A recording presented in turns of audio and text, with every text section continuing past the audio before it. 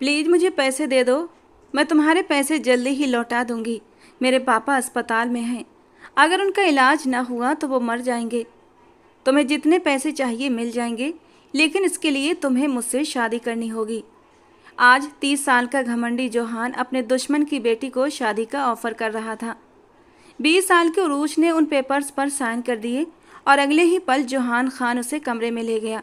उरूज का दिल धक से रह गया जब जोहान ने शादी से पहले ही उसके करीब होते हुए उसके होठों पर कॉलेज की सबसे बिगड़ी हुई रईसजादी उरूज मामून, उससे कोई भी पंगा लेने की हिम्मत नहीं करता था। वो जो चाहती चुटकियों में हासिल कर लेती। कॉलेज की बहुत सी लड़कियां उसकी दोस्ती के लिए तरसती थीं। अपनी सहेलियों को महंगे महंगे गिफ्ट देना उसका पसंदीदा शौक था। अरे उरूज, ये तो बहुत महंगा लगता है। सुम्बुल ने उसके दिए हुए गिफ्ट की ओर देखते हुए कहा। वो एक इम्पोर्टेंट परफ्यूम की बोतल थी। गिफ्ट लेते हुए सुम्बुल थोड़ा हिचकिचाई। अरे इतना भी महंगा नहीं है मेरी जान, रखो इसे और इस्तेमाल करो। इसकी खुशबू बहुत ज़बरदस्त है, जस्ट लाइक इट। उरूज ने अदा से मुस्कुराकर कहा। यार, ये घड़ी भी बहुत एक्सपेंसिव लग रही है। तुम्हारी चॉइस की तो कोई मिसाल ही नहीं। उरूज की दोस्त नीलम ने उसकी दी हुई घड़ी कलाई पर पहनते हुए तारीफ की। हाँ वाकई, उरूज की चॉइस सबसे हटकर और सबसे जुदा होती है। अब एक बात सब अपने अपने कान खोलकर सुन लो। 2 दिन बाद मेरा बर्थडे है और तुम सबको आना है। गिफ्ट्स वगैरह लाने की कोई ज़रूरत नहीं, तुम्हें गिफ्ट्स मेरी तरफ से मिलेंगे। मतलब अभी तुम हमें गिफ्ट दे रही हो और जब हम तुम्हारी बर्थडे पार्टी पर आएंगे तभी हमें गिफ्ट मिलेंगे? यस, उरूज ने फिर एक अदा से मुस्कुराते हुए कहा। यार उरूज, दोस्त हो तुम जैसी, बहुत बड़ा दिल है तुम्हारा। नीलम ने दिल से तारीफ की तो उरूज ने और भी अकड़ के साथ गर्दन उठा ली। मामून शमसी, एक मशहूर बिजनेसमैन की इकलौती बेटी उरूज मामून शमसी की आज 19वीं सालगिरह बड़े ही धूमधाम से मनाई जा रही थी। हर अमीर घराने को उन्होंने इनवाइट किया था। इस वक्त उरूज एक बारबी फ्रॉक पहनकर सीढ़ियों से नीचे उतर रही थी। एक स्पॉटलाइट उस पर जगमगा रही थी। सफ़ेद रंग की बारबी फ्रॉक में वो बिल्कुल एक छोटी सी गुड़िया लग रही थी। हर किसी की निगाहों में उसके लिए जलन और रश्क था। खुद तो वो नाजुक सी परी थी ही, ऊपर से दौलत ने जैसे उसे और भी चमका दिया था। मामून शमसी अपनी बेटी का हाथ थामने के लिए सीढ़ियां चढ़ते हुए उसके पास आए। अगले ही पल उन्होंने अपनी हथेली उसकी तरफ बढ़ाई तो उस घमंडी हसीना ने अपनी नाजुक हथेली अपने पापा के हाथ में रख दी। लाइट म्यूजिक के साथ दोनों नीचे सीढ़ियां उतरने लगे। चारों तरफ तालियों की गूंज थी। कैमरामैन उसकी खूबसूरती को अलग अलग पोज में कैद कर रहे थे। तालियों के शोर में उरूज मामून शमसी ने बारबी डॉल वाला केक काटा। उसकी फ्रेंड्स आगे बढ़कर उसे बहुत प्यार से विश कर रही थीं, जिसे वो पूरी अकड़ के साथ स्वीकार भी कर रही थी। तभी अचानक लाइट बंद हो गई। ये सब क्या है? नसीर, असबद, अकरम, ये लाइट क्यों चली गई? अभी उनके शब्द मुंह में ही थे कि लाइट वापस आ गई, लेकिन जब उन्होंने अपने पास नज़र दौड़ाई तो अचानक दिल को कुछ हुआ, जैसे दिल ने धड़कने से इनकार कर दिया हो। उनकी बेटी जो कुछ देर पहले उनके पास खड़ी मुस्कुरा रही थी, अब वहाँ नहीं थी। उरूज, उरूज मेरी बेटी! वो पागलों की तरह इधर उधर उसे ढूंढने लगे। हर चेहरे पर घबराहट साफ नजर आ रही थी। अचानक से उरूज कहाँ गायब हो गई थी? वो कहाँ गई? किसी को कुछ पता नहीं था। उरूज, वो चिल्लाए, लेकिन उनकी बेटी उरूज कहीं नहीं थी। उरूज को जब होश आया तो उसने खुद को एक अंधेरे कमरे में पाया। दिमाग पर जोर डाला तो सब कुछ याद आने लगा। डर की एक तेज लहर उसके पूरे जिस्म में दौड़ गई। सिर में तेज दर्द था और चक्कर भी आ रहे थे। धीरे धीरे वो अपनी जगह से उठी और अंदाजे से दरवाजे की ओर बढ़ने लगी, लेकिन दरवाजे तक पहुंचने से पहले ही वो लड़खड़ाकर गिर गई। उसे जोर का झटका लगा। उसके एक पैर में जंजीर बंधी थी। उरूज ने उसे उतारने की बहुत कोशिश की, लेकिन सब बेकार गया। उसकी आंखें आंसुओं से भर गईं। कोई है? प्लीज़ मेरी मदद करो, कोई है? वो ज़ोर ज़ोर से चिल्ला रही थी, लेकिन उसे नहीं पता था कि जहाँ उसे कैद किया गया था वहाँ कोई जिंदा इंसान था ही नहीं। उसके चारों तरफ घना जंगल था और उस जंगल के बीचों बीच वो एक कॉटेज थी। अंधेरे की वजह से उसे यही समझ आया कि शायद रात हो चुकी है। उसे अपने घर की याद सताने लगी, अपने पापा की।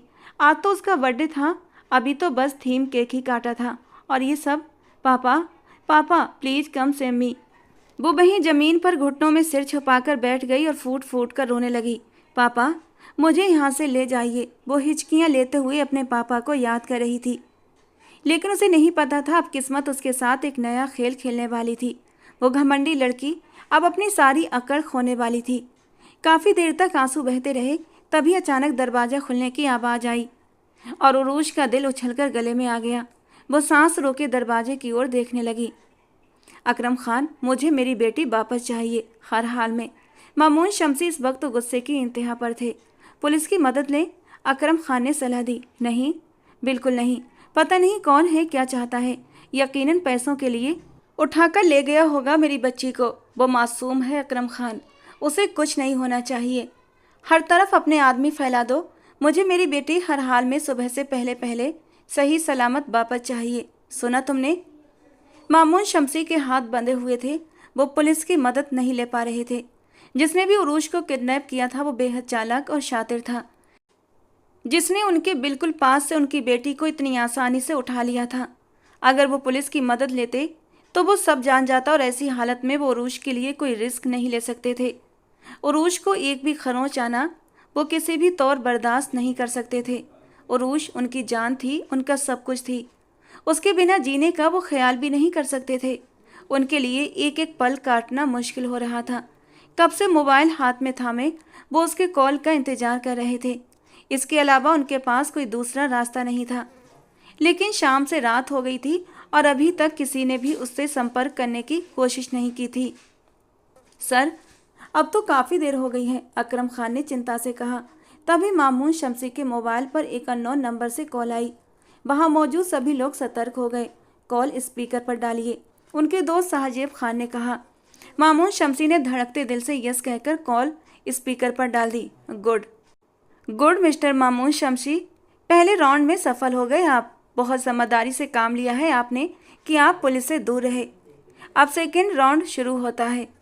कल सुबह तक मेरे कॉल का इंतजार करना, लेकिन किसी को कुछ भी बताने की नाकाम कोशिश मत करना और पुलिस से तो बिल्कुल भी संपर्क मत करना अगर अपनी बेटी को जिंदा देखना चाहते हो तो। कौन हो तुम और क्या चाहते हो? खुद पर काबू रखते हुए मामून शमसी ने उसकी बात काट कर पूछा। सुबह 7 बजे मेरे फ़ोन का इंतजार करना और ये याद रखना 24 घंटे मेरी नज़र तुम पर है। जरा सी भी चालाकी दिखाई तो बेटी तो ज़रूर मिलेगी, लेकिन जिंदा नहीं। कॉल कट गई। हेलो हेलो, मामून शमसी बुरी तरह बेचैन हो गए। दिल बुरी तरह धड़क रहा था। जिस अंदाज में वो आदमी धमकी दे रहा था, उनका दिल किसी अनहोनी की ओर इशारा कर रहा था। सुबह तक का इंतजार उनके लिए जैसे अंगारों पर चलने जैसा था। शाहजेब साहब गहरी सांस छोड़ते रह गए, जबकि मामून शमसी सोफे पर ढह गए। आज उनके कंधे झुक चुके थे। वो एक बेटी के पिता हैं। आज उन्हें इस बात का गहरा एहसास हो रहा था। आंखों से आंसू गिरकर गालों पर बहने लगे। वो किस हाल में होगी, ये सोच मामून शमसी को चैन नहीं लेने दे रही थी। उसे कुछ ना हो, मामून शमसी बस अल्लाह से यही दुआ कर रहे थे। उनके दोस्त शाहजेब उन्हें तसल्ली दे रहे थे, लेकिन उनके दिल को किसी भी पल चैन नहीं मिल रहा था। उन्हें बस अपनी बेटी चाहिए थी, किसी भी कीमत पर। दरवाजे से अंदर आने वाले ने दीवार पर लगे एक बटन को दबाया और कमरे में पीली रोशनी फैल गई। उरूज ने अपनी आंखों पर हाथ रखा और धीरे से हटाकर सामने मास्क पहने खड़े आदमी को देखा। Welcome to a double life miss Urooj Mamoon शमसी, उस मास्क वाले आदमी ने कहा तो उरूज की तो सांसें ही अटक गईं। कौन हो तुम? उरूज के गले से मुश्किल से आवाज़ निकली। तुम्हारा डेविल। वो उसके पास घुटनों के बल बैठा था। उरूज जैसे करंट खाकर पीछे हट गई। क्यों क्यों कैद किया है मुझे यहाँ? डर तो था, लेकिन हिम्मत करके पूछा। वो जानना चाहती थी आखिर उसे यहाँ लाने का मकसद क्या था।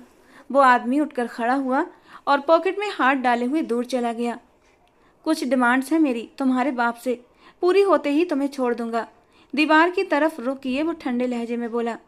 कैसी डिमांड? देखो, तुम्हें पैसे चाहिए ना, तुम मेरे पापा से जितने पैसे कहोगे वो तुम्हें दे देंगे, लेकिन प्लीज़ तुम मुझे छोड़ दो।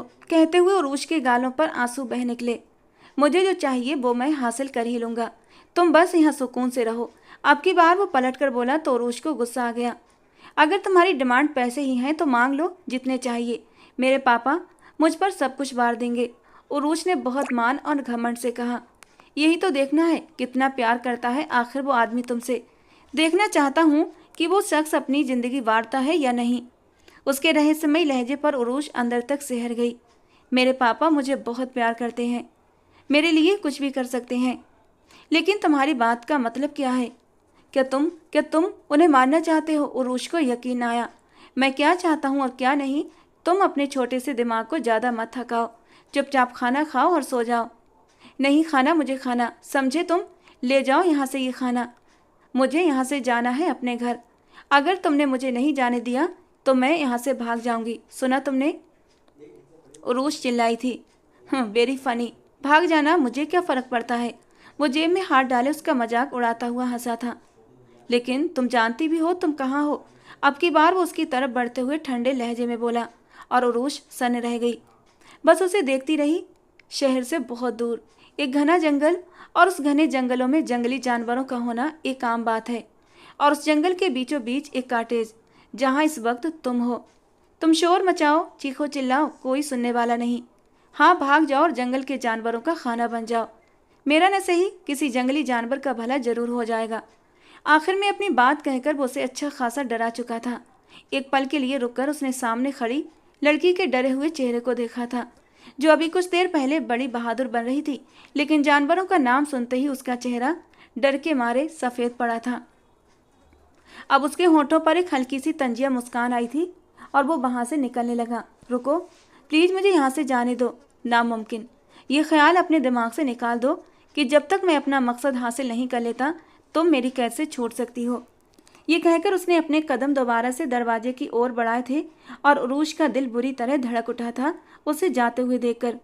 सुनो, मुझे अंधेरे से डर लगता है, प्लीज़ अंधेरा मत करना। उरूश रोते हुए अपनी कमजोरी उसे बता गई थी। एक पल को वो रुका, अपनी गहरी काली आंखों से उस मासूम के रोते चेहरे को देखा। उसका दिल उसकी ओर खींचने लगा, लेकिन अगले ही पल दिल को सख्त करते हुए जोर से दरवाज़ा बंद करके बाहर निकल गया। लेकिन लाइट बंद नहीं की। इतना एहसान वो उरूश पर कर गया था। उरूश वहीं एक कोने में बिस्तर के पास जमीन पर बैठ गई और आंसू बहाने लगी। हिचकियों से रोते हुए उसे अपने पापा याद आ रहे थे। सुबह 7 बजे के करीब उसका नंबर दोबारा कॉल आया था। उसने मामून शमसी से 500 करोड़ की डिमांड की थी। 500 करोड़ मतलब उनकी पूरी जायदाद, उनका बिजनेस, उनका घर, सब कुछ। मामून शमसी गहरी सोच में चले गए। उन्होंने फौरन अपनी जायदाद का अंदाजा लगाया, जो लगभग उतनी ही बनती थी। मामून शमसी ने अपना सिर सोफे की बैक से टिका लिया। इसका मतलब यही था, वो शातिर पहले से ही सब कुछ पता कर चुका था। मामून साहब ने उससे वक्त मांगा। इतनी सारी जायदाद और बिजनेस वगैरह सब कुछ बेचना आसान न था, और वो अपनी बेटी की खातिर सब कुछ करने को तैयार हो गए थे। उन्हें बस अपनी उरूश वापस चाहिए थी। सुबह का उजाला फैला तो दरवाज़ा खुला। वो मास्क वाला आदमी अंदर दाखिल हुआ। उसके हाथ में अब नाश्ते की ट्रे थी, लेकिन नज़र टेबल पर गई। रात का खाना टेबल पर वैसे ही रखा था। उसने खाने को हाथ भी नहीं लगाया था, और उरूश जमीन पर घुटनों के गिर्द हाथ लपेटे बैठी थी। उस आदमी को सख्त गुस्सा आया और वो उसकी ओर बढ़ा। तुम्हारा दिमाग काम करता है या नहीं? खाना क्यों नहीं खाया? मैं तुम्हें पागल दिखाई देता हूँ क्या, जो तुम्हारे लिए खाना लाकर तुम्हारे आगे सर्व करता हूँ और तुम उसे हाथ भी नहीं लगाती? उसने उरूश को बाजू से पकड़कर झंझोड़ा, लेकिन अगले ही पल बुरी तरह ठिठका। उरूश को बहुत तेज बुखार था। वो परेशान हो गया। उसकी आंखें भी बंद थीं। डैम, इसे क्या हुआ? हेलो, सुनो उरूश, आंखें खोलो। उसने उसका गाल थपथपाया। उरूश मुश्किल से आंखें खोलती हुई उस मास्क वाले को अपने करीब झुका देखकर एकदम डरकर पीछे हटी थी। नहीं, मुझे मत छूना। शायद वो कोई सपना देख रही थी और उसी के असर में थी। उरूश को उठता देखकर उस आदमी के चेहरे पर एक सुकून सा लहराया था। वो गहरा सांस छोड़ता हुआ उठा। अगर तुम चाहती हो कि तुम महफूज रहो और मैं तुम्हें कुछ न कहूँ, तो जैसा कहता हूँ वैसा करो, वरना। उस शख्स ने उरूज के डर का फ़ायदा उठाया। मैं वैसा ही करूँगी जैसा तुम कहोगे, लेकिन मुझसे दूर रहो। वो रोते हुए पीछे हटी। शायद वो रात भर रोती रही थी, क्योंकि उसकी बड़ी बड़ी आंखें रोने की वजह से गुलाबी हो रही थीं, और बुखार की तेजी की वजह से दूधिया सफ़ेद चेहरा भी गुलाबी हो रहा था। एक पल के लिए वो इंसान उसके चेहरे से नजरें चुरा गया, लेकिन वो हमदर्दी में आकर अपने मकसद से पीछे नहीं हट सकता था। इसलिए अपने दिल को फिर से कठोर बना लिया। ठीक है, ये नाश्ता करो और मैं मेडिसिन देता हूँ, वो खाओ। कुछ भी नहीं कहूँगा, वादा। उरूज ने जोर से हाँ में सर हिलाया और आगे बढ़ते हुए नाश्ते की ट्रे ले ली और ब्रेड का टुकड़ा तोड़ा। न जाने उस शख्स को क्या हुआ कि बिना पलक झपकाए वो उरूज को देखता चला गया। उस लड़की में उसे अजीब सा खिंचाव महसूस हुआ और एकदम से उसकी धड़कन तेज हो गई। उरूज ने अपनी पलकों को उठाकर उसे देखा कि उसी पल उस मास्क वाले ने रुख मोड़ लिया। मैंने खा लिया, बच्चों की तरह कहती वो शख्स के दिल को बेईमान कर रही थी। मैं मेडिसिन लेकर आता हूँ। वो दरवाज़ा बंद करता हुआ बाहर निकल गया। उरूज ने गाल पर आए आंसू पोंछे। कुछ ही देर में वो वापस आ गया। बुखार की टैबलेट उसे पकड़ाता हुआ पानी का गिलास भी उसकी ओर बढ़ा दिया। उरूज ने उसे हैरत से देखा। उस मास्क के पीछे छिपे चेहरे को पहचानने की कोशिश करने लगी, लेकिन उसके होठों और गहरी काली आंखों के सिवा कुछ नजर न आया। ऊपर बिस्तर पर जाओ, उसने हुक्म दिया। वो खामोशी से उठकर बिस्तर पर चली गई। उसे भी बिस्तर की ज़रूरत महसूस हो रही थी। बहुत ज़्यादा थकावट और तेज बुखार ने उसके होश उड़ा दिए थे। एक बात समझ नहीं आ रही, तुम मुझे उठाकर लाए हो और मेरा ख्याल भी रख रहे हो, आखिर ऐसा क्यों? तुम्हारे पेशे वाले लोग तो बहुत निर्दयी और बुरे होते हैं, लेटते हुए धीरे से उस शख्स से पूछा। क्योंकि तुम सोने की चिड़िया हो। तुम्हारे होते हुए ही तुम्हारे बाप से अपनी सारी डिमांड्स पूरी करवाऊंगा। अगर तुम्हें कुछ हो गया तो मेरा काम तो खराब हो जाएगा ना। न जाने क्यों वो उसे सफाई देने लगा। तुम्हारा नाम क्या है? उरूज ने धीमे लहजे में पूछा। अब उसे उस इंसान से डर नहीं लग रहा था। वो जानती थी वो उसे नुकसान नहीं पहुंचाएगा। उसका मकसद कुछ और था। डेविल, उसकी तरफ देखते हुए सख्ती से कहते हुए वो बाहर निकल गया। डेविल। दरवाज़ा बंद होने की आवाज़ पर उसने करवट बदली और आंखें मूंद लीं। सब कुछ बहुत आराम और बिना किसी रुकावट के हो गया था। उन्हें एक ऐसा बंदा मिल गया था जिसने उनसे सब कुछ खरीद लिया था। लेकिन वो कौन था? अचानक कहाँ से आ गया? मामून साहब नहीं जानते थे। शाम तक अपना सब कुछ सेल आउट करते हुए वो सारी रकम बैग्स में डलवा चुके थे। कंपनी के कुछ शेयर बचे थे, लेकिन फिर भी उनकी रकम पूरी हो गई थी। वो अब उस आदमी के फ़ोन का इंतजार कर रहे थे। उसने शाम का कहा था कि वो कॉल करेगा, लेकिन अभी तक दूसरी तरफ से कोई संपर्क नहीं किया गया था। मामून साहब परेशानी और बेचैनी के आलम में चक्कर लगा रहे थे और बुरी तरह बेचैन होते हुए बस एक ही दुआ कर रहे थे, ऐ खुदा मेरी बच्ची को कुछ ना हो। कैसी हो? नाश्ता देने के बाद वो अब आया था। उरूज उसके लाए हुए ट्राउज़र और टी शर्ट पहने हुए थी और बिस्तर में ही दुबकी हुई थी।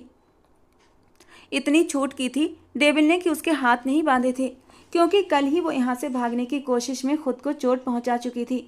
उसके कंधे पर सख्त चोट आई थी और अब उस चोट का दर्द सहना उरूज के लिए मुश्किल हो रहा था।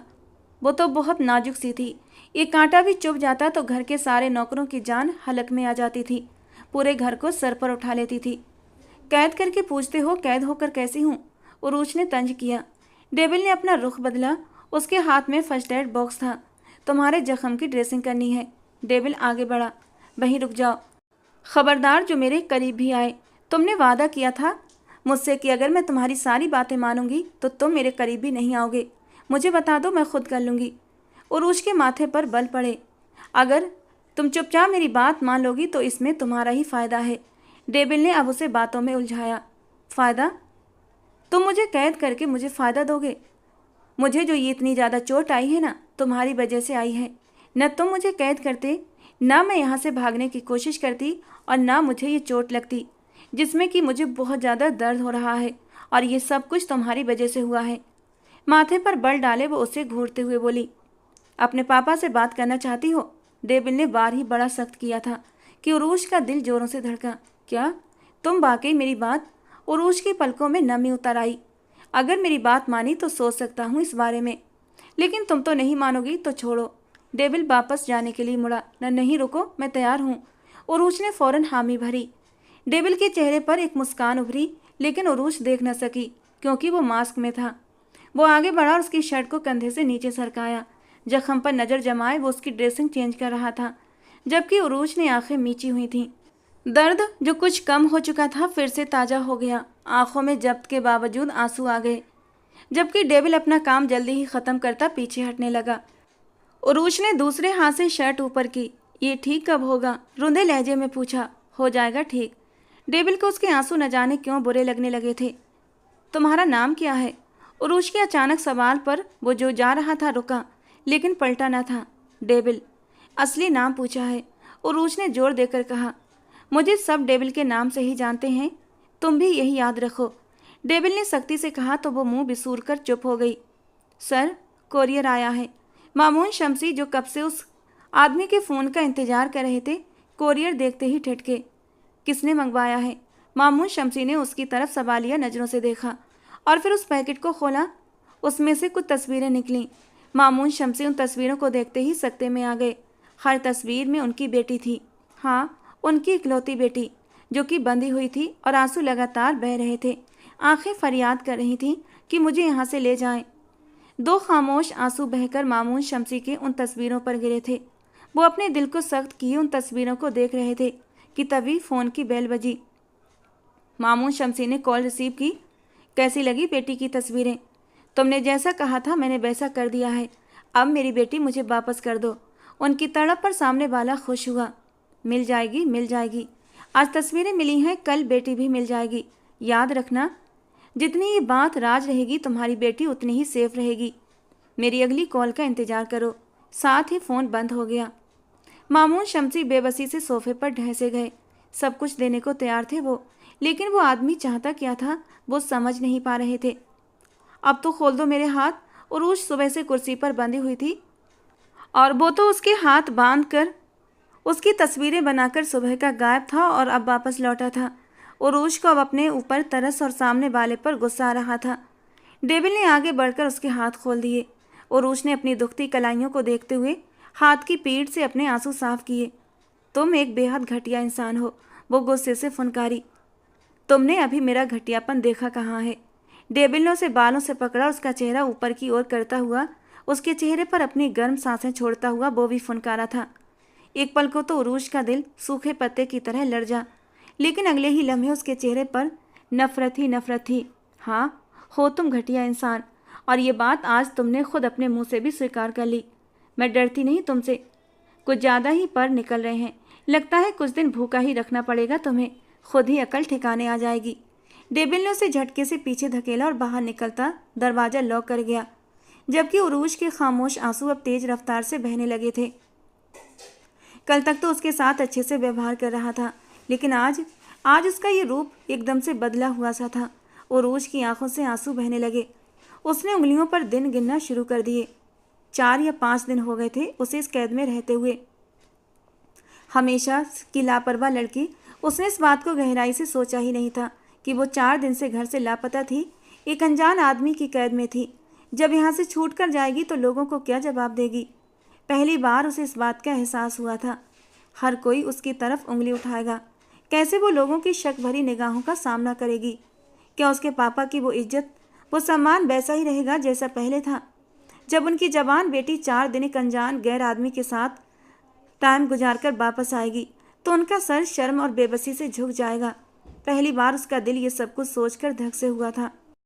तुम्हें यहाँ आने की क्या ज़रूरत थी? डेविल ने गुस्से से कामरान के हाथ से सामान लेते हुए कहा। आपको ये सब देना जरूरी था, इसीलिए। उसकी नज़रों ने इधर उधर कुछ तलाशना चाहा। ठीक है, अब निकलो यहाँ से। डेविल को उसकी वहाँ मौजूदगी सख्त नापसंद आ रही थी। वो एक नंबर का अय्याश इंसान था, पर उसे रखने की वजह उसके पापा थे और वो वैसे भी डेविल से डरता था। हाँ, जा रहा हूँ।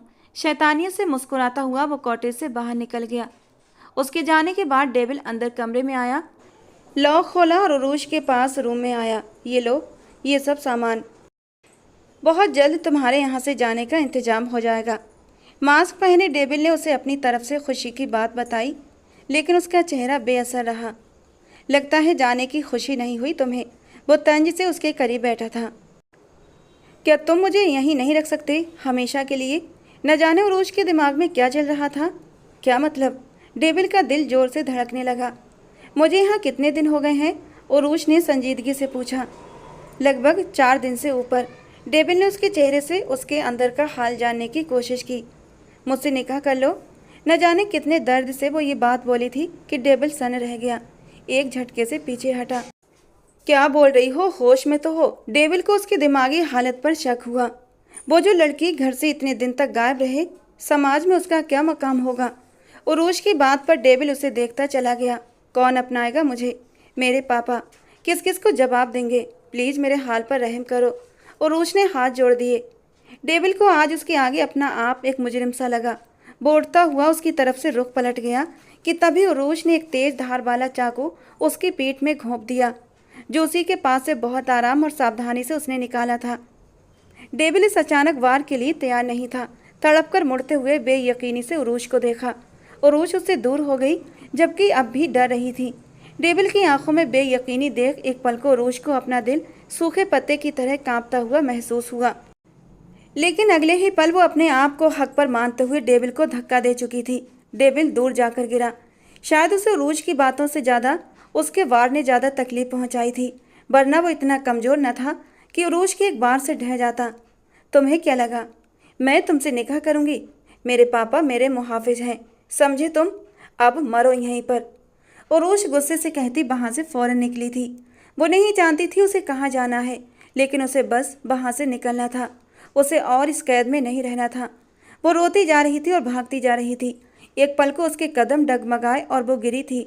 अचानक से उसे डेविल का ख्याल आया। पलटकर पीछे देखा, कोई ना था, लेकिन आंसू बहते जा रहे थे। बार बार आंखें रगड़ती, लेकिन आंसू रुक ही नहीं रहे थे। उसने फिर से पीछे मुड़कर देखा, लेकिन अब भी उसके पीछे कोई नहीं था। कहीं कहीं वो मर तो नहीं गया? ये सोचते ही उसका दिल बुरी तरह कांप उठा था। क्या मैं इतनी बुरी हूँ कि एक शख्स को मरता हुआ छोड़ आई? एकदम से उरूज के कदम थमे।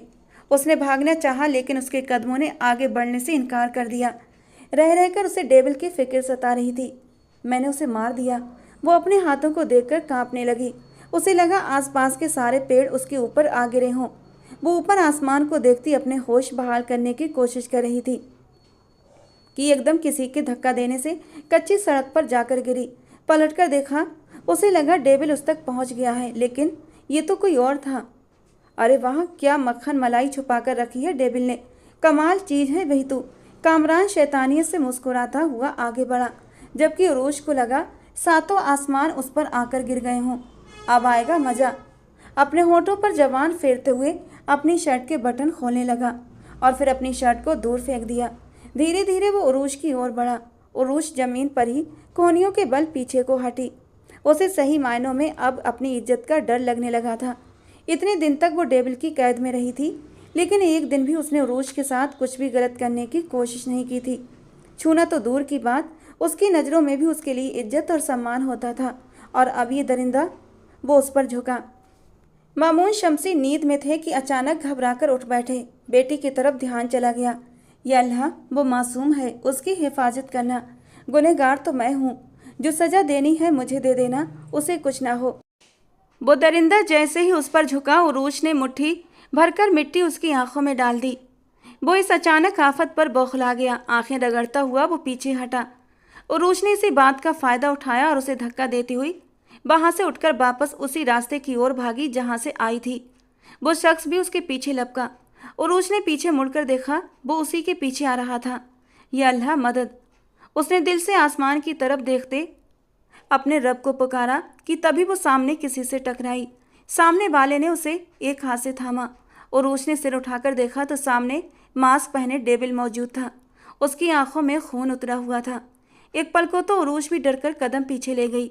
वो आदमी इस तक पहुंच चुका था। उससे पहले कि वो उरूज को छूता, उसने डेविल को देख लिया था और सख्त डर गया। घबराहट के मारे उससे बोला न गया। वो जानता था अब डेविल उसे नहीं छोड़ेगा। अपना दिमाग लड़ाने लगा। किसी न किसी तरह उसे डेविल को अपने हक में करना था। वो डेविल के एक हाथ की मार था। ये जानते हुए कि डेविल जख्मी है, वो फिर भी उससे डर रहा था। देखो डेविल, इस लड़की को मुझे दे दो। इसने तुम पर वार किया है, तुम्हें मारने की कोशिश की है। उसे अब दोनों मिलकर बताएंगे कि वार करना कैसा होता है। आज इसे बता देंगे कि हम क्या चीज़ है। दोनों भाई भाई मिलकर। कामरान ने उसे एक आंख मारी थी। उरूज ने दहलकर दोनों की ओर देखा। उसे यकीन न आया कि डेविल कुछ इस तरह का करेगा, लेकिन जो वो डेविल के साथ कर चुकी थी, कुछ भी दूर नहीं था कि वो उसकी बात मान लेता। उरूज की आंखें भीगने लगी। डेविल बिना पलकें झपकाए बस कामरान को देखे जा रहा था। उसकी कमर पर कपड़ा बंधा हुआ था। उसने चाकू निकाल लिया था और खून को बंद करने के लिए कपड़ा बांधा था। डेविल की खामोशी कामरान को लड़ जा रही थी। डेविल, मेरी बात मान जा, फायदे में रहेगा। वैसे भी ये लड़की इतने दिन से यहाँ पर कैद है, ऐसे ही वापस भेज देगा क्या? थोड़ा मजा कर लेंगे दोनों भाई मिलकर, तो क्या हो जाएगा? किसी को कुछ भी पता नहीं चलेगा कि इसके साथ क्या हुआ। अभी उसकी बात पूरी नहीं हो पाई थी कि डेविल ने कामरान का गला अपने हाथों से पकड़ लिया। उसके बाकी के शब्द मुंह में ही रह गए थे। उसका सांस रुकने लगा। वो फड़फड़ाया, बहुत हाथ पांव मारे, लेकिन डेविल के हाथ से निकलना नामुमकिन था। वो शिकारी की तरह दुश्मन पर झपटता था और दुश्मन की सांस उस पर हराम कर देता था। उरूज बस देखती रह गई। उसे यकीन नहीं आया कि डेविल उसके लिए खड़ा हो सकता है। कामरान की सांस थम गई थी। डेविल ने झटका देकर उसे जमीन पर फेंका। उरूश ने मुंह पर हाथ रखे अपनी चीखों का गला घोंटा। वो पलटा। उरूश उसे देखकर डर गई। वो उसका चेहरा आज भी नहीं देख पाई थी, लेकिन उसकी आंखों का सर्दपन उसे डरा रहा था और उसका शरीर कांपने लगा। उसके पास आते हुए वो उसे देखकर गरजा। जाना चाहती हो ना? जाओ, वो रहा रास्ता और ये रही कार की चाबी। उसकी हथेली पर कार की चाबी रखते हुए वो पीछे हटा था। आज से तुम आज़ाद हो। कहने के बाद वो रुका नहीं, पलटा नहीं। वो अपना उद्देश्य आज ख़त्म कर रहा था। वो और इस लड़की को उसके बाप के किए की सज़ा नहीं दे सकता था। अगर आज इस लड़की की इज्जत पर आँच आ जाती तो वो पूरी ज़िंदगी खुद को माफ़ नहीं कर पाता। उरूश उसे जाता देखती आंखों में आंसू ले आई। उसकी पीठ से अब भी खून बह रहा था। क्या वो सिर्फ मुझे बचाने आया था? मुझे सज़ा दिए बिना, साथ ले जाए बिना कैसे छोड़ गया वो मुझे? क्या वो सच में मुझे आज़ाद कर गया? चाबी ली उरूश ने सोचते हुए उसकी कार को देखा और कार की ओर बढ़ी। साथ में हिचकियों से रोए भी जा रही थी। उसे समझ नहीं आ रहा था क्यों वो रो रही है।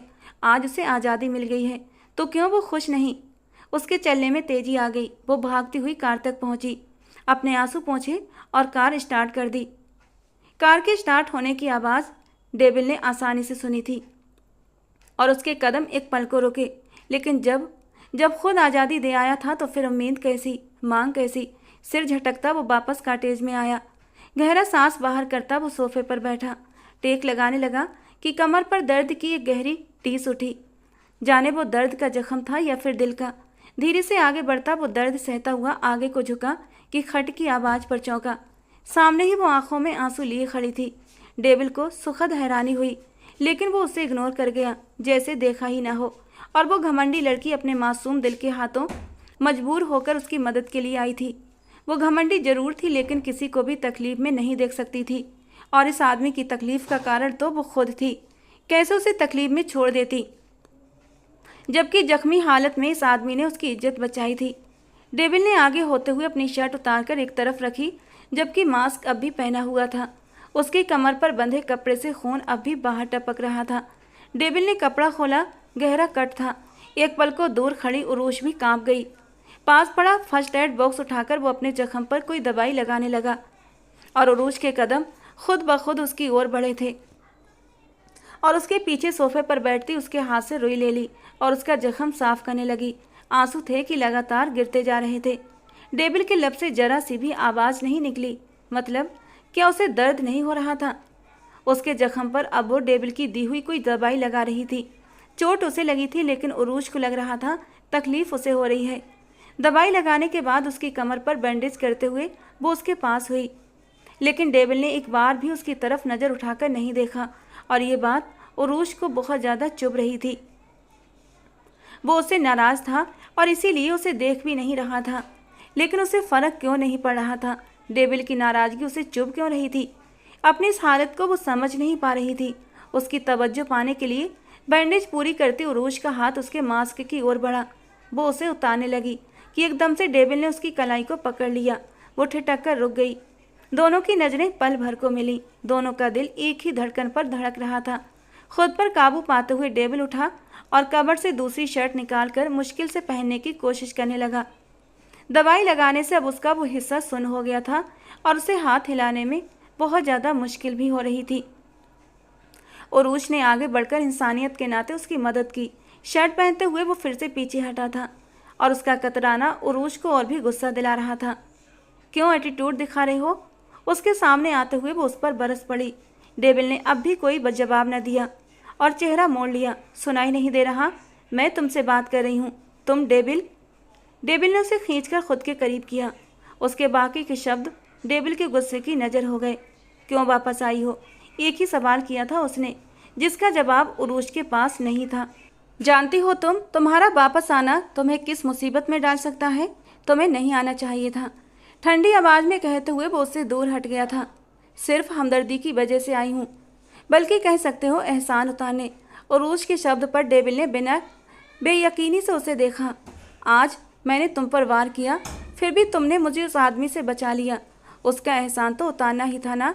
धीरे से कहती वो डेविल को तंजिया हंसी हंसने पर मजबूर कर गई और फिर आखिर में ठाका लगाता वो उसकी ओर देखने लगा, जो हैरान होकर उसे हंसते हुए देख रही थी। तुम्हें लगता है डेविल को किसी की हमदर्दी या मदद की ज़रूरत हो सकती है? उसने तीखे अंदाज में पूछा। नहीं हो सकती, लेकिन मैंने अपना फ़र्ज निभाया। उरूज ने कंधे उचकाए। ठीक है, हो गया तुम्हारा फ़र्ज पूरा, अब जाओ यहाँ से, संजीदगी से कहते हुए वो अपने कमरे की ओर बढ़ा। तुम जानते हो मुझे रास्ते का ज्ञान नहीं है और मैं अकेली जा भी नहीं सकती। तुम मुझे लाए थे और तुम ही वापस छोड़ कर आओगे, समझे तुम? उरूज ने धौंस जमाने वाले अंदाज में कहा। अगर ऐसा करना होता तुम यहाँ से भागती नहीं, जबकि मैंने तुमसे कहा भी था कि अब तुम्हें आज़ाद कर दूंगा, लेकिन इसके बावजूद तुमने मुझ पर वार किया। डेविल सख्त गुस्से में भरा पड़ा था। और अब तुम चाहती हो कि तुम्हें मैं वापस छोड़ कर आऊँ? Just go to hell. Devil ने उसकी कलाई थामी और कॉटेज से बाहर निकाल दिया। छोड़ो मुझे, क्या कर रहे हो? मैं कहीं नहीं जाऊंगी, वो चिल्ला रही थी। लेकिन डेविल ने भी बिना किसी लिहाज के उरूज को पकड़कर बाहर निकाल कर दरवाज़ा अंदर से लॉक कर लिया। वो खिड़की की ओर आई। दरवाज़ा खोलो डेविल, इस जंगल में तुम मुझे यूं अकेला नहीं छोड़ सकते। वो खिड़की पर हाथ जोर जोर से मारती हुई चिल्ला रही थी। सर्द हवाएं उसे और भी हौला रही थीं। डेविल दरवाज़ा खोलो, वो पूरी ताकत से चिल्लाई थी। चारों ओर घना जंगल देखकर वो और भी ज़्यादा डर रही थी कि तभी अचानक से बारिश की तेज बौछार ने उसे पूरी तरह भिगो दिया। वो बारिश से बचने के लिए कांपती हुई कॉटेज की शेड के नीचे पनाह लेने पर मजबूर हो गई। अपने आसपास हाथों को लपेटे वो तेजी से बरसती बारिश को देखती अपने आंसू भी बहा रही थी, जो बारिश के साथ मिलकर बेमोल होते जा रहे थे। उसने अब डेविल को पुकारने का इरादा छोड़ दिया था। उसे अपने हाल पर अब रहम आ रहा था। कभी कभी इंसान अपनी ज़िंदगी में कितना बेबस हो जाता है कि वो चाह कर भी कुछ नहीं कर पाता। वो दिल ही दिल में डेविल की तकलीफ पर शर्मिंदा भी हो रही थी और वापस लौट भी आई थी, लेकिन अब वो खुद तकलीफ में थी। ऊपर से बारिश थी कि रुकने का नाम ही नहीं ले रही थी और अब वो बैठी बैठी कांप रही थी। सर्दियों की बारिश से तो वो वैसे ही भी दूर भागती थी। आज उसे उन गरीब लोगों का भी एहसास हुआ जिनके पास रहने को घर नहीं होते और वो झोंपड़ी में रहने पर मजबूर होते हैं। उनके बच्चे, उनका सामान, कैसे रहते होंगे वो लोग। सब सोचों ने उसके दिमाग का रुख किया हुआ था कि उसे अपना नरम बिस्तर याद आया। इतनी तेज बारिश में वो हमेशा बिस्तर पर लेटकर कंबल ओढ़े हुए हॉरर मूवी देखती थी। साथ में पकौड़े और मूंगफली का दौर चलता था। Horror movie? अब अचानक से दिमाग में सोचों का धारा बदल गया था। सब हॉरर मूवीज़ उसके दिमाग में एक एक करके छाने लगी थीं। सिर झुकाए घुटनों में मुंह दिए वो बैठी अब हरकत में आई। कॉटेज के बाहर एक छोटा सा बल्ब रोशन था, जो वहाँ का कुछ हिस्सा रोशन किए हुए था और अजीब सा डरावना दृश्य पेश कर रहा था। उसे अब सच में डर लगने लगा। अपने दाएं बाएं देखा, उसे लगा अभी कोई जिन्न भूत इस तरफ आ जाएगा। हिम्मत करती हुई वो उठी और मरे हुए कदमों से लरसते हुए शरीर के साथ बारिश में भीगती एक बार फिर दरवाजे पर जाकर खड़ी हुई। डेविल! उसकी आवाज़ में भी डर था। अब वो बाकायदा रोने लगी थी। उसकी सांसें भी रुकने लगी थीं, जैसे उसे सांस लेने में तकलीफ हो। इससे पहले कि वो लुढ़क कर गिरती, दरवाज़ा खुला था और डेविल ने उसे गिरने से पहले थाम लिया और खींचकर अंदर किया था। वो पूरी तरह भीगी हुई थी। अंदर आते ही हीटर ऑन होने का एहसास हुआ। पूरा कॉटेज गर्म था। बाहर जितनी ठंड थी, अंदर का तापमान उतना ही गर्म था। उरूज को शांति सी आई। उसने धीरे से आंखें मूंद लीं। उरूज, उरूज! डेविल ने उसके गाल को थपथपाया। वो जो बहुत ज़्यादा गुस्से में था, दवाई लेते बिस्तर पर पड़ते ही सो गया था। उसके दिमाग से ये बात निकल ही गई कि उसने उरूज को बाहर निकाल दिया था। अचानक से तेज हवा ने जब खिड़की के पट खोले तो वो आंखें मलता हुआ उठकर खड़ा हुआ और उसे बंद करते हुए उसकी नज़र उरूज पर पड़ी, जो दरवाजे पर खड़ी उसे ही पुकार रही थी। सारी नींद भग से उड़ गई। उन्हीं कदमों वो बाहर की ओर भागा था, लेकिन फिर वापस पलटा, अपना मास्क पहना और दरवाज़ा खोला और उसे गिरने से पहले ही थाम लिया। उसे लेकर अंदर आ गया। वो नींद की हालत में थी, जैसे जागी जागी सी या फिर सोई सोई सी, लेकिन चेहरे पर एक मुस्कान भी थी। डेविल उसका गाल थपथपा रहा था। उसे उसके कमरे तक लाया और बिस्तर पर लिटा दिया। उसके सारे कपड़े भीगे हुए थे। डेविल ने फिर से उसे जगाने की कोशिश की, लेकिन उसका पूरा शरीर अब ठंडा पड़ा था। उसे समझ न आया कि वो इतना बेरहम कैसे हो गया, क्यों भूल गया उसके बारे में। आगे को झुकता हुआ वो उसे उठाने की एक बार फिर कोशिश करने लगा। उरूज, उठ जाओ यार, कपड़े चेंज कर लो। गीले कपड़ों में तुम्हें और भी ठंड लगेगी, बीमार भी पड़ जाओगी। इसलिए फटाफट उठो और कपड़े चेंज करो, वरना मुझे करने पड़ेंगे। उसके कान में धीरे से कहता हुआ वो उसके 14 तबक रोशन कर गया। आधी बेहोशी की हालत में भी वो डेविल की ये बात पूरी तरह सुन चुकी थी। खुद को संभालते हुए उसने डेविल को अपने दोनों हाथों से दूर धक्का दिया था। हाथ से पीछे करती हुई वो डेविल को बेहद कमजोर सी लगी थी। होंठ नीचे वो उठता उसके कपड़े निकाल कर लाया और उसके पास रखे। तुम्हारे पास सिर्फ 10 मिनट का वक्त है, मैं आऊँ तो कपड़े चेंज हों, वरना तुम जानती हो कि आगे मैं क्या करूँगा। वो उसे सख्ती से वार्न करता बाहर निकलता दरवाज़ा बंद कर गया। ठीक 10 मिनट बाद वो वापस लौटा तो वो बिस्तर पर बैठी आधी आंखें खोले अपनी फ्रॉक की जिप बंद करने की कोशिश में परेशान होती तकिए पर सिर गिराकर आंखें बंद कर गई। वो उसके पास आया, उसके माथे पर हाथ लगाकर चेक करता हुआ परेशान हुआ, क्योंकि उसका शरीर एकदम ठंडा पड़ रहा था और होंठ भी नीले हो रहे थे। या अल्लाह, मैंने क्यों ये लापरवाही बरती, क्यों भूल गया।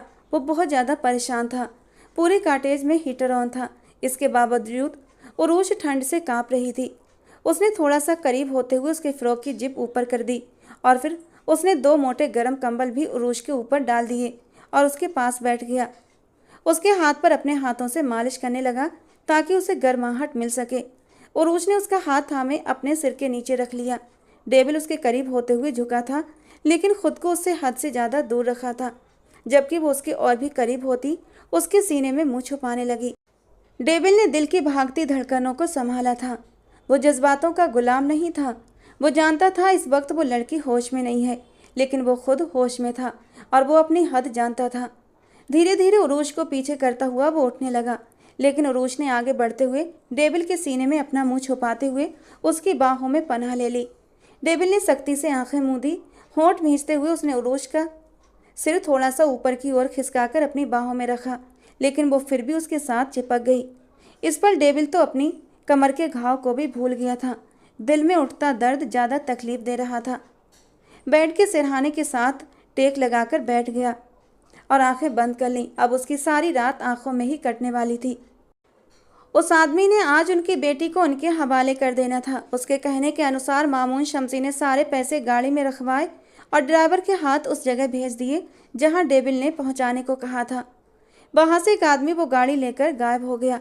अब इन सबको काफ़ी देर हो चुकी थी, लेकिन मामून शमसी को कोई कॉल नहीं आ रही थी। उरूश की आंखें खुली तो खुद को बिस्तर पर पाया। उसने याद करने की नाकाम कोशिश की, लेकिन उसे कुछ भी याद नहीं आ रहा था। उठी तो सिर भारी भारी सा लगने लगा। अचानक से नज़र अपने कपड़ों पर गई तो दिल धक से रह गया। मेरे कपड़े किसने चेंज किए? वो मुंह पर हाथ फेरते हुए लगातार सोचे जा रही थी। कब कपड़े चेंज किए उसने? लेकिन याद करने पर भी उसे कुछ याद न आया। क्या क्या ये उसने डेविल ने? नहीं, ऐसा नहीं, ऐसा मुमकिन नहीं। उरूस डर के मारे कांप कर रह गई। उठी तो कमरे का दरवाज़ा खोलना चाहा। उसे लगा लॉक होगा, लेकिन वो ओपन था।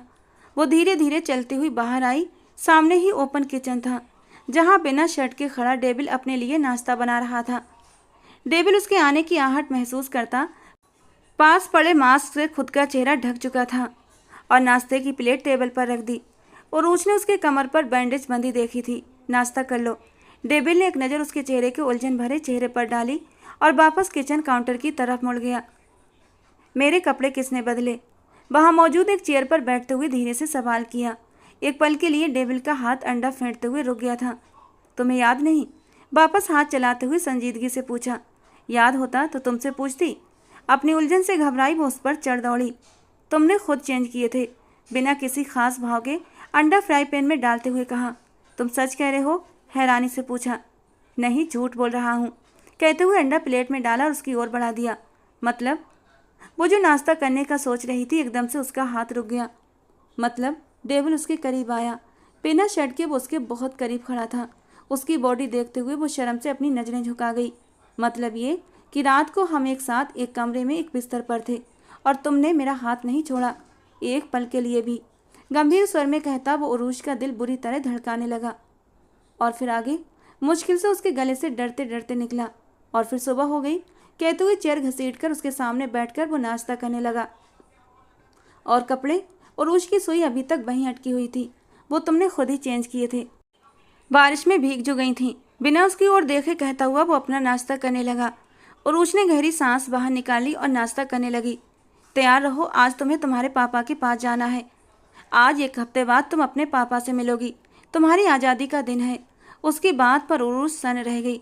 क्या वो बाकी उसे अब आज़ाद कर देगा या फिर से? वो बाहर निकला था। बात सुनो। उरुश उसके पीछे भागी। वो रुक गया था लेकिन पलटा नहीं था। क्या बाकी सच में तुम मुझे आज़ाद कर दोगे? वो हैरानी की स्थिति में पूछ रही थी। डेविल ने एक नज़र उसके चेहरे की ओर देखा। हाँ, उसके लबों से निकला एक शब्द उरुश को हवाओं में उड़ा गया। वो जा चुका था, जबकि उरुश आज बहुत खुश थी। आज वो 1 हफ्ते बाद अपने पापा से वापस मिलने वाली थी और उसकी खुशी का कोई ठिकाना नहीं था। वो उरुश को आंखों पर पट्टी बांधे हुए किसी जगह पर लेकर आया था। आज से हम लोग अलग हो गए। कुछ ही देर में तुम्हारा बाप आएगा तुम्हें लेने। एक बेंच पर बिठाते हुए वो वहाँ से खुद गायब हो गया। उरुश की आंखों पर अब भी पट्टी बंधी थी, जबकि हाथ रस्सियों से।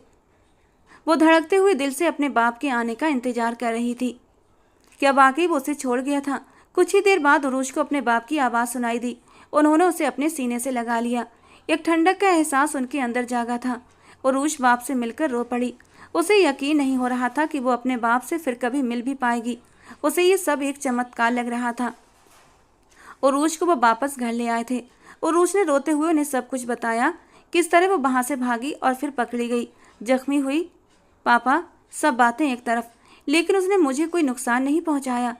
उरुश, उससे मेरी जायदाद चाहिए थी, ये घर, ये दौलत, ये बिजनेस, सब कुछ चाहिए था। मामून साहब ने गहरी सांस भरते हुए कहा।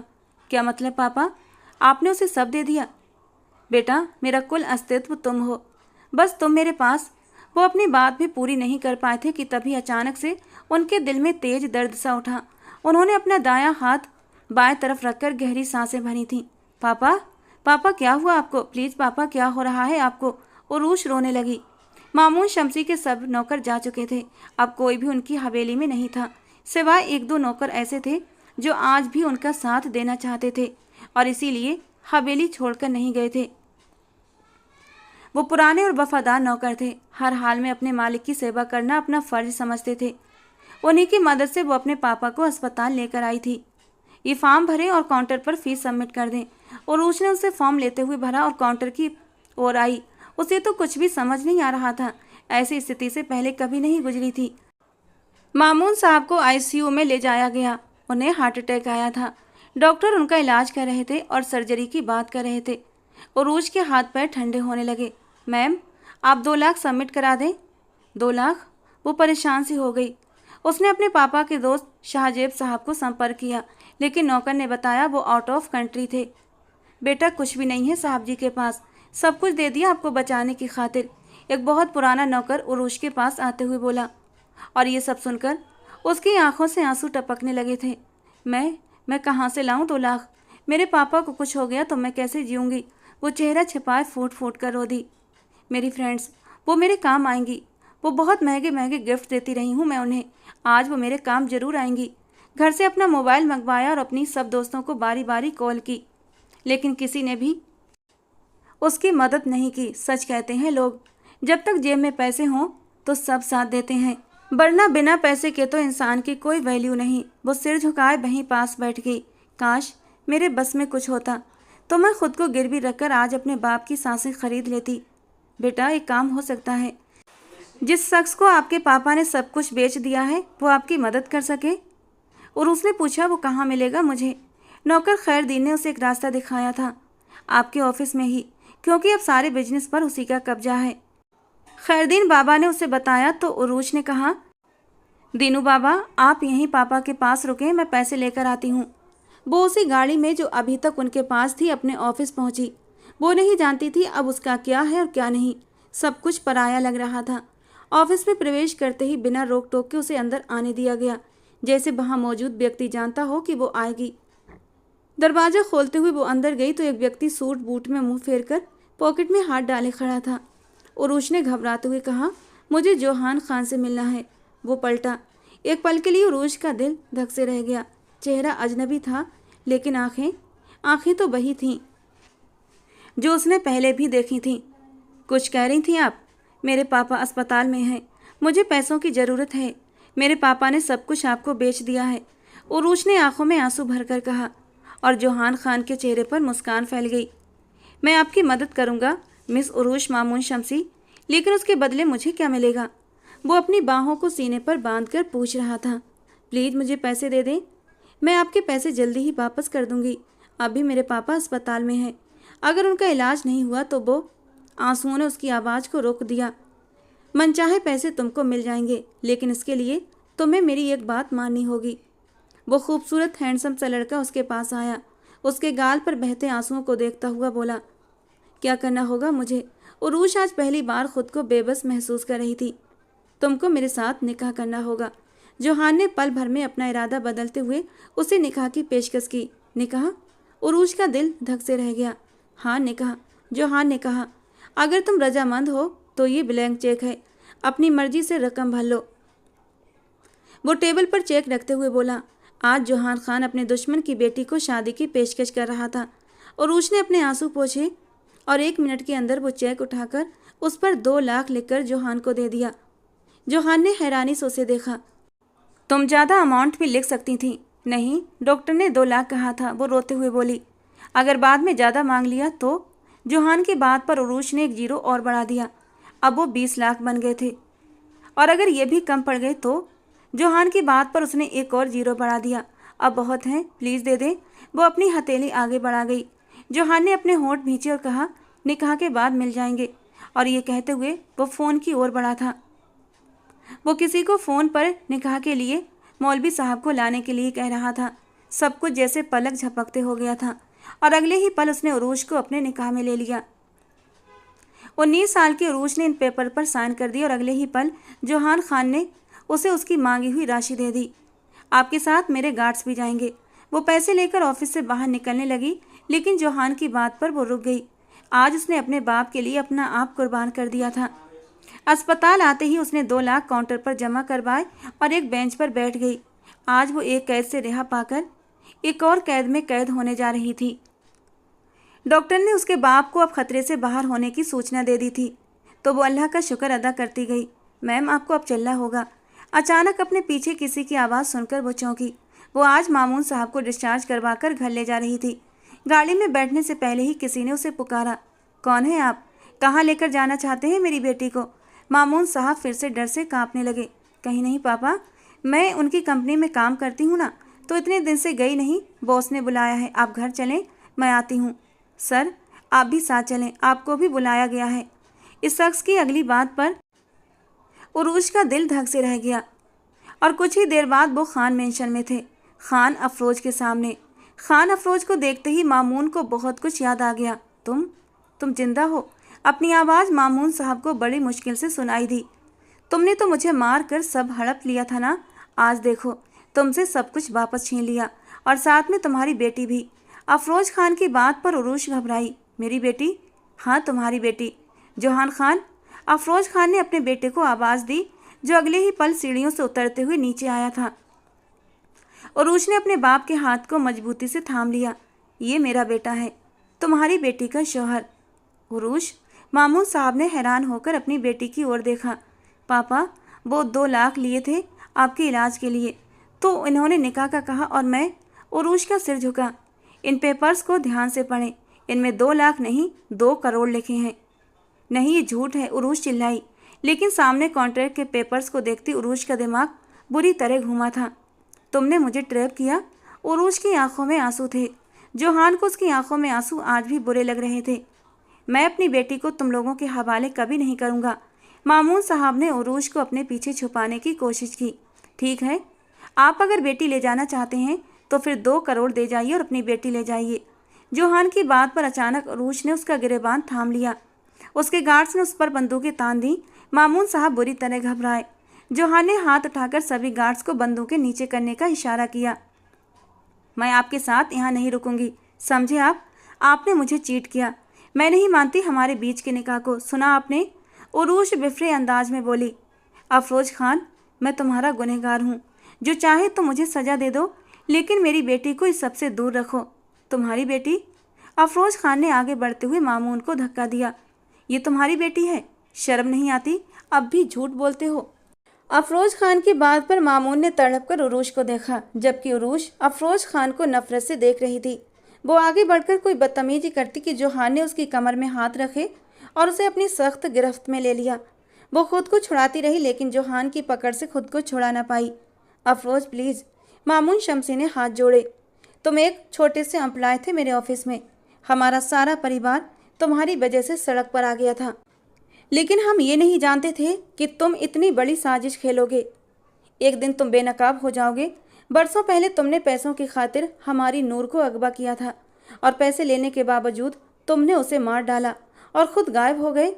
तुमसे बदला लेने के लिए हमने तुम्हारी बेटी को अगवा किया, तुम्हारा सब कुछ छीन लिया, लेकिन हम नहीं जानते थे जिसे उठाया है वो हमारी ही बेटी है, हमारे ही परिवार की बेटी है। ये हमारी बेटी है, मेरे छोटे भाई बुरहान खान की बेटी नूर बुरहान। अफरोज खान के शब्दों पर उरूज के नसों में एक ठंडी लहर दौड़ी। जोहान ने एक नज़र उसे देखा। तुमने जो खेल खेला हमने उसी में तुम्हें मात दी। नूर बुरहान तुम्हारे बाबा वो हैं। अफरोज खान ने एक आदमी की ओर इशारा किया जिनकी आंखों में ढेरों आंसू थे। उरूज ने बेबसी से सभी को देखा। खुद को जोहान की हल्की गिरफ्त से छुड़ाते हुए वो मामून के पास जाकर खड़ी हुई। पापा, पापा प्लीज़ बताइए ये सब झूठ है ना? मेरे पापा आप हैं ना? वो गहरे सांस भरते हुए पूछ रही थी। और मामून शमसी ने अपना सिर झुका लिया और फिर धीरे से अपना सिर उठाया। यही सच है उरूज, मैं तुम्हारा पापा नहीं, लेकिन बहुत मोहब्बत करता हूँ तुमसे। बेटा हो सके तो मुझे माफ़। मामून शमसी उसके आगे हाथ जोड़ गए। उरूज झटका खाती पीछे हटी। उसके दिल को जैसे कुछ होने लगा। सामने खड़ा शख्स उसका बाप नहीं, जिसके साथ वो इतना वक्त रही वो उसका बाप नहीं। नहीं। उरूज चकराकर जमीन पर गिरने लगी कि जोहान ने फौरन आगे बढ़कर उसे अपनी बाहों में समेट लिया। उरूज को होश आया तो उसके पास सलमा बेगम जोहान की माँ मौजूद थी, जबकि उसकी अपनी माँ की तो मौत हो चुकी थी। बेटा कैसी तबीयत है अब? मेरे पापा कहाँ हैं? बोलते हुए पागलपन के अंदाज में चिल्लाई। बेटा मैं यहीं हूँ। अचानक से दरवाजे से मामून साहब अंदर आते हुए बोले तो उरूज उनके सीने से जा लगी। वो आंखों से आंसू बहने से रोक नहीं पाए। उनके हर अंदाज से आज शर्मिंदगी झलक रही थी। अपने किए पर वो बहुत शर्मिंदा थे। पैसे की लालच ने उन्हें अंधा कर दिया था। बेटा तुम्हारे असली पापा ये हैं, मैंने तो सिर्फ तुम्हें पाला है। मामून साहब ने उरूज के आंसू पोंछे। नहीं, मुझे बस आप चाहिए, मैं नहीं मानती किसी बात को। वो मामून का हाथ नहीं छोड़ रही थी। मामून, तुमने जो कुछ किया उसके लिए तुम्हें माफ़ करने का तो जी नहीं चाहता, लेकिन अपनी बेटी के लिए जो अब हमारी बहू भी है उसकी खातिर तुम्हें माफ़ करते हैं। अफरोज खान के कहने पर मामून ने उन्हें धन्यवाद भरे अंदाज में देखा। अगर आज मामून शमसी अमीर होते तो शायद ही उन्हें अपनी गलती का एहसास होता, लेकिन जब हाथ से सब कुछ चला गया तब उन्हें एहसास हुआ। वक्त के साथ साथ ही सही, लेकिन सब संभल गए। यूँ तो उरूज जोहान के निकाह में थी, लेकिन सबकी मौजूदगी में एक बार फिर से निकाह हुआ था। अपने पापा मामून साहब की ख्वाहिश पर उसने जोहान से निकाह कर लिया, लेकिन वो अपनी किडनैपिंग का कोई भी पल भूल नहीं पाई थी। वो काले मास्क वाला उसे पल पल याद आ रहा था। वो उसे याद नहीं करना चाहती थी, लेकिन वो उसकी यादों से जाना नहीं चाहता था। सुहाग की सेज पर बैठी वो जोहान का इंतजार कर रही थी, जिसने अंदर आते ही लाइट ऑफ कर दी और हल्की पीली रोशनी में वो मास्क पहने उसके करीब आया। उरूज एक पल को सहमकर पीछे हटी। कौन कौन? दूर हटो, करीब मत आना, वो पागलों की तरह रोते हुए चिल्ला रही थी। जोहान ने फौरन उसे अपनी बाहों में कैद कर लिया। वो और भी पैनिक हो गई तो जोहान ने लाइट ऑन कर दी। रिलैक्स उरूज, मैं हूँ तुम्हारा डेविल, वो मास्क हटाता हुआ घबरा कर बोला। उरूज दुल्हन के रूप में आज जोहान खान के दिल में बिजली सी गिरा रही थी। यानी डेविल ही जोहान खान था। दिल अनजाने तौर पर धड़क उठा था। जोहान खान उर्फ डेविल, मैं तुमसे बिल्कुल नहीं डरती, समझे तुम?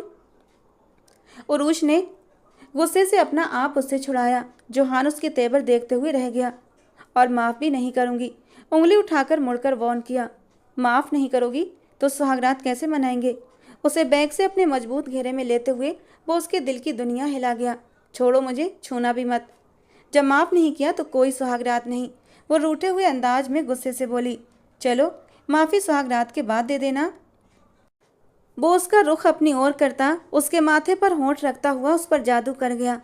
आपने मुझे किडनैप किया, पूरे 5 दिन वहाँ गंदी जगह पर रखा। अब वो उससे शिकवा कर रही थी। सॉरी। वो एक हाथ से उसकी कमर पर पकड़ मजबूत करते हुए दूसरे हाथ से अपना कान पकड़ गया। मुझे जंजीर से भी बांधा था, उसके लिए भी सॉरी। वो फिर से बोला। मुझे बारिश में खड़ा किया था, एक बार फिर सॉरी। कुछ पल के ठहराव के बाद उसने झुका सिर उठाया। मैं भी सॉरी करती हूँ आपको। वो मैंने मारा था। अपनी की गई ज्यादती भी उरूज को याद आ गई थी। तुम्हें हक है, जान भी ले सकती हो।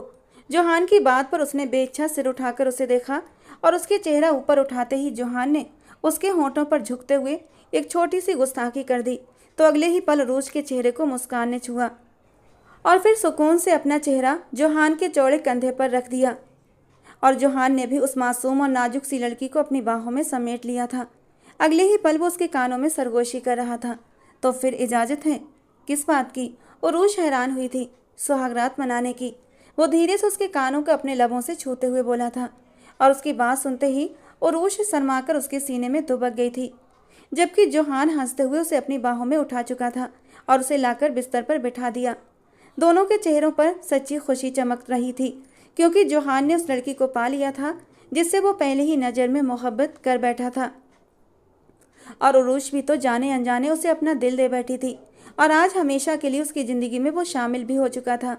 दोनों की जिंदगियां खुशियों से महकने वाली थीं, क्योंकि दोनों ने ही अपना पहला प्यार पा लिया था। तो दोस्तों, आज की हमारी कहानी आपको कैसी लगी कमेंट बॉक्स में ज़रूर बताना। पसंद आई हो तो प्लीज़ लाइक करना। रोज़ एक नई और रोमांटिक कहानी सुनने के लिए हमारे चैनल को सब्सक्राइब जरूर करना। मिलते हैं दोस्तों अगली किसी नई और रोमांटिक कहानी के साथ।